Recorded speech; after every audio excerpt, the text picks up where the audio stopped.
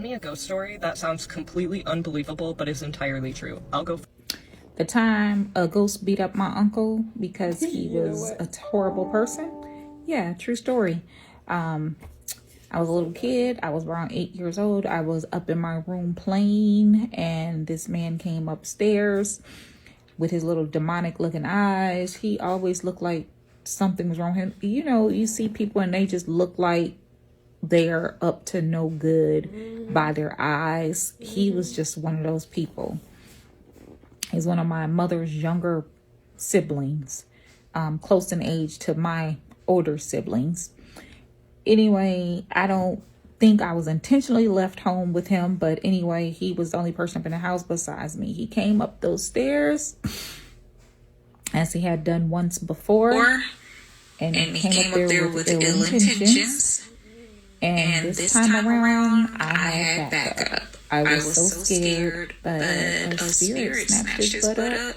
I seen him when he got close to me. It snatched him and grabbed him and tossed him up into my closet. It pushed the door shut. The door did not have a handle. It just had this little shoestring. It was just a shoestring tied through a little hole in the door where you open and close it. There wasn't even room for a handle on the door. Now that I think about it, it was just this little string. But it locked him up in that closet, and it beat his tail.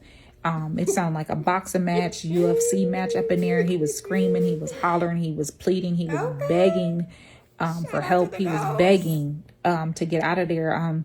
Eventually, my mother came home, and I think one of my brothers, and they heard the commotion, and they came upstairs, and, you know, they're trying to figure out what's going on.